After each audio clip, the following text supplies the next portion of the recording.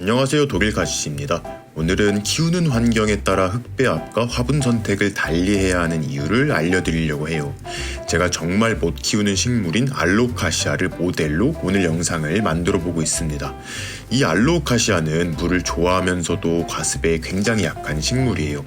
뭐 어쩌라는 거냐 싶죠. 집에서 키우는 알로카시아는 과습으로 뿌리가 많이 상한 것 같아요. 동기가 굉장히 잘 되는 슬릿분을 사용했기 때문에 원예용 상토의 배수에 도움이 되는 식재를 많이 넣지 않았어요. 자칫 너무 건조해질까 싶었거든요. 슬릿분을 믿고 방심하고 물을 너무 자주 주었던 것 같습니다. 온실에서 키우는 알로카시아는 반대로 너무 건조해서 뿌리가 말라 상했어요. 가정집 베란다에 비해 습도가 높은 온실이라는 특성을 생각해서 사방에 구멍이 뚫린 매직 화분을 사용했고, 원예용 상토와 바크를 5대5 정도로 섞어서 물이 정말 잘 빠지게 심었거든요. 물을 잘 챙겨 주었는데도 불구하고 화분 흙이 너무 잘 말라서 문제가 생겼습니다. 온실은 습도가 높기도 하지만 환기 팬이 많이 있어서 통기가 매우 잘 되는 환경이에요. 게다가 알로카시아는 추위에 굉장히 약한 식물인데, 진천 온실은 한파가 오면 최저 온도가 15도까지 떨어지기 때문에 그 영향도 많이 받은 것 같아요. 알로카시아는 겨울에도 최저 17도 이상은 되어야 문제가 생기지 않습니다. 저는 식물을 키울 때 주로 원예용 상토를 주로 사용하고 있는데요. 원예용 상토를 단용으로 사용하는 경우도 있고, 배수에 도움을 줄 수 있는 마사나 사냐초 등을 섞어서 사용하는 경우도 있어요. 어떤 식물이냐에 따라 흙배합이 달라지는 건데요. 물을 좋아하는 식물은 조금 더 보습을 높이기 위해 원예용 상토를 단용으로 사용하고, 과습에 취약한 식물의 경우 배수가 잘 되도록 여러 식재를 섞어서 사용합니다. 그런데 흙배합 못지않게 중요한 것이 바로 화분 선택이에요. 도자기 화분은 화려하고 예쁘긴 하지만 물을 흡수하여 방출하는 능력은 없어요. 반면 토분의 경우 유약이 발려 코팅이 된 도자기 화분과 다르게 흙 자체만으로 구워내 화분이 물을 흡수하여 증발시키는 기능을 가지고 있습니다. 요즘 많이들 사용하시는 슬릿분도 과습을 방지하기 위해 화분 아래 칼집이 많이 나 있어요. 화분 자체가 숨을 쉬는 것은 아니지만 공기구멍이 많아 화분 속 흙이 잘 마르도록 도와줍니다. 화분이 흙 속 수분 증발에 미치는 영향을 고려하여 흙을 배합할 때 비율을 잘 조절하는 것이 포인트인 것 같아요. 또 한 가지 중요한 점은 식물을 키우는 공간의 환경까지 생각해주면 더 좋아요. 만약 통기가 잘 되는 환경에서 식물을 키운다면 물빠짐에 도움이 되는 식재의 양을 줄이거나 토분이나 슬릿분 대신 도자기 화분 혹은 플라스틱 화분을 사용하면 좋고요.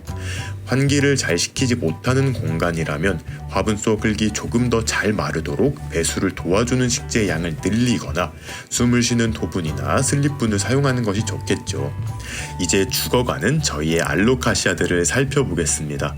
먼저 베란다에서 과습 피해를 입은 오키나와 실버 화분부터 덮어볼게요. 분명 흙이 마른 것을 확인하고 물을 준 것 같은데 성한 뿌리가 거의 없어요. 뿌리를 다시 받는다는 생각으로 상한 뿌리 대부분을 정리합니다. 뿌리를 많이 잘라냈기 때문에 윗부분의 줄기도 비율에 맞춰 잘라주면 좋지만 작은 잎 몇 장밖에 없어서 그대로 두어도 될 것 같아요.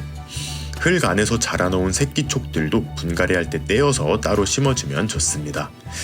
온실에서 건조 피해를 입은 심포 화분도 한번 열어보겠습니다.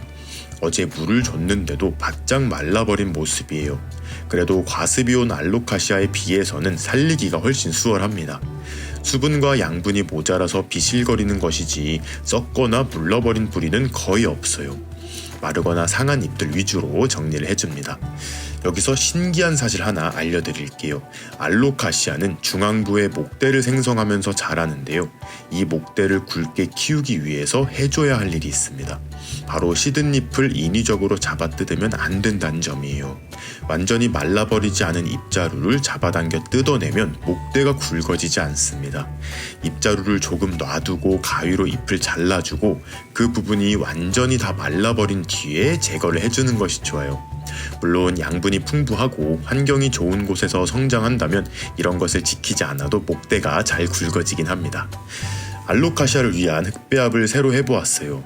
원예용 상토 60%에 숙성 바크와 동생사를 각각 20% 정도 섞어주었습니다. 이 정도 비율이면 물을 주었을 때 배수가 정말 잘 되는 비율이에요. 거기다 훈탄을 한 줌 정도 추가해 주는데요. 이 훈탄은 살균 작용을 해주기 때문에 자칫 화분 속이 너무 축축하더라도 뿌리가 상하는 것을 조금은 방지해 줄 거예요. 다만 너무 많은 양을 넣을 경우 흙이 알칼리성으로 바뀔 수 있으니 주의하셔야 합니다. 화분은 슬립분을 사용했어요. 심는 방법은 어렵지 않습니다.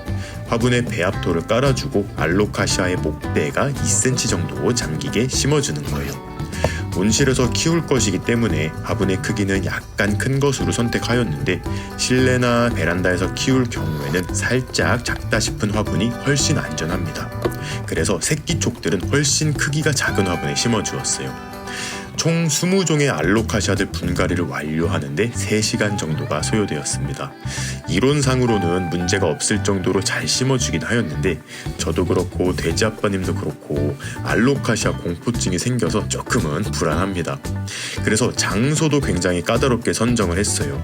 아직은 날이 춥기 때문에 온실 안에서도 가장 중앙부에 화분을 두기로 했고, 화분을 선반 위에 둘 경우 자칫 너무 건조해질 수 있기 때문에 부직포 위에 화분을 올려두었어요. 고사리과 식물들을 키우는 것과 비슷한 환경이 되는 거예요. 물이 잘 빠지도록 심어주었으니 이제 물을 자주 챙겨주면서 관찰을 해보려고 합니다. 매직 화분에 심어놓은 큰 알로카시아 두 품종은 분갈이를 하지 않고 키우는 환경만 바꿔서 함께 변화하는 모습을 살펴보도록 할게요. 알로카시아를 분갈이하다 보면 콩알 같은 자구도 많이 보이는데요. 한때 알로카시아가 엄청난 유행을 했을 때에는 이 콩알 하나도 엄청나게 비싸게 거래가 되었습니다. 버리긴 아까우니까 이 자구들도 한번 싹을 틔워볼 거예요. 플라스틱 컵 아래에 물구멍을 내주고 알로카시아 분갈이할 때 만들어 놓았던 배합토를 반 정도 넣어줍니다. 그리고 그 위에 동생사를 조금 넣어주고 자구들을 하나씩 올려주는 거예요. 주의할 점은 자구도 위아래가 있는데 그걸 잘 확인하셔야 해요. 보통 모체와 떨어지면서 상처가 살짝 생기는데 그 부분이 아래입니다. 자구가 살짝 덮일 정도로 동생사를 추가해주고 물을 살짝 주고 뚜껑을 닫아주면 완성이에요. 흙이 마르는데 시간이 오래 걸리기 때문에 물은 자주 챙겨주지 않아도 괜찮아요. 경험상 3주 정도 지나면 컵 속 흙이 3분의 1 정도 마른 것이 보이는데 그때 물을 추가해주면 좋습니다. 오늘은 이렇게 알로카시아 분갈이를 하면서 키우는 환경에 따라 화분 선택과 흙배합을 어떻게 하면 좋을지 알아보았어요. 알로카시아가 잘 살아날 수 있을지 걱정도 되지만 만약 소생하게 되면 오늘 알려드린 내용을 조금 더 자세하게 설명해 드리도록 할게요. 이제 곧 봄이 오는데 알로카시아들이 잘 회복하기를 바라며 오늘의 영상 마무리하도록 하겠습니다. 그럼 오늘도 재밌게 보셨거나 도움이 되셨다면 구독과 좋아요 그리고 알림 버튼까지 눌러주시면 감사하겠습니다. 뿅.